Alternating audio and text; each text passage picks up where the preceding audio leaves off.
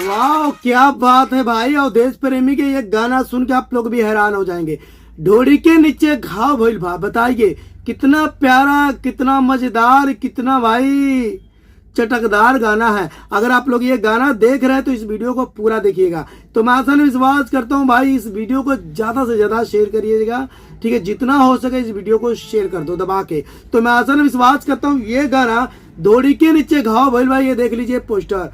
ये गाना आप लोग सुन के हैरान हो जाएंगे। और ये गाना ऑर्केस्ट्रा सॉन्ग में बजने वाला है। तो मैं आसान विश्वास करता हूँ शादी ब्याह जल्दी से जल्दी करो और ये गाना बजाओ, क्योंकि ये ढोड़ी के नीचे घाव भइल बा। और कौन सा घाव हुआ है ये अवधेश प्रेमी बताने वाला है। एक बार आप लोग क्लिक करके सुना देता हूँ, देखो।